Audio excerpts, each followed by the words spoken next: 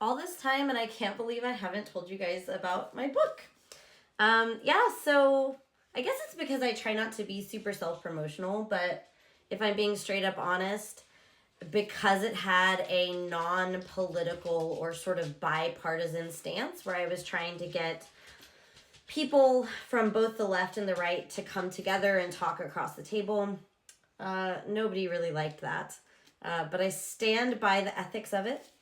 Because I had a fair and balanced stance, the sales were not the best because people want to hear only things that support what they already believe, not things that experts have to say that might not align perfectly with even their own party beliefs. To be frank, the sales of this book were not as awesome as expected. I lean pretty liberal, and in this book, I critiqued both the logical flaws of the conservatives and the liberals, tried to give a historical grounding to why things like asking people to mask, why asking people to vaccinate, why that can be a challenge, and tried to give the readers tips for navigating, understanding this information, and also navigating these conflicts with those around them. I've been told by most people that know me that it sounds like you're just having a conversation with me. It's pretty conversational. It is historic.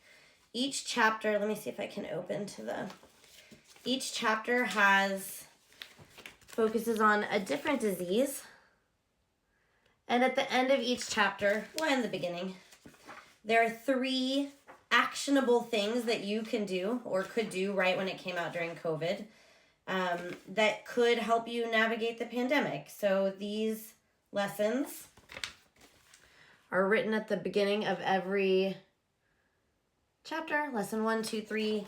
Each chapter has 3 lessons or tips or action points, and that equals 30 by the end of the book. I cover everything from cholera up through Ebola in 2014, I think it was. Yeah, but it's fun. Like, as much as it is serious, it's like it's not like a depressing book about COVID. In fact, most readers said that it was the first thing that gave them hope to get back out of bed after COVID or after losing somebody during COVID. There's even a chapter where I call it the anti-chapter. It's about death. And I quote from a Salt and Pepper song from the 90s to start it off. Let's talk about death, baby. Let's talk about you and me. So it's not like a depressing read.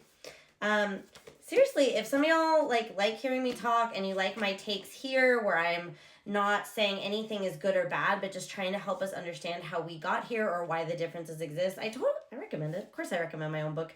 You can buy it here. It was published through one of the 3 largest presses in America. We call them the big 3. So it was from like a really big press. Sales could have been better. It's not a very expensive book. The audiobook was narrated by my college roommate who is now a voice actress and also knows my sense of humor. So she delivers the jokes like really on point and does like a lot of really fun accents for when I tell stories from like historical documents. And I think maybe I'll just read like a really quick paragraph to finish this out so you can get like a taste of. This is an excerpt from the anti-chapter, which is about death. For pretty much the first time in human history, life since the 1950s has been relatively free of death, and certainly free of very many epidemics of infectious disease, at least in the developed world. As I've explained in the past few chapters, this allows us to problematically pretend that death simply won't come for us. In America, even as compared to our other Western European counterparts, we use hospice services far too infrequently and far too readily attempt to extend life forever at all costs, particularly at the cost of the quality of our emotional, psychological, and social life.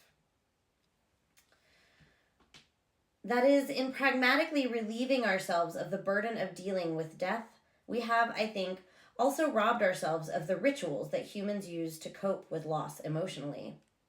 Victorians made a spectacle of mourning and death by constructing an entire industry around it. When teaching, I compare it to the size of the modern-day marriage industry, as both could be equally excessively extravagant.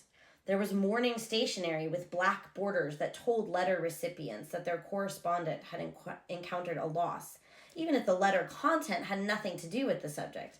And I made them do that black border around this chapter about death, which I'm really happy about.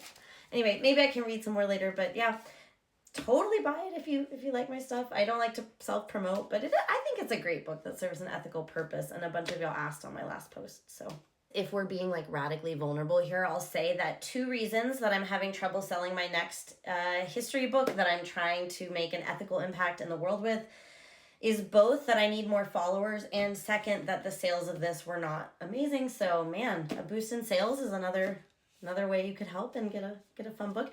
If you buy one, you can mail it to me and I'll sign it. I'll write you a personalized note. I'm really good at those.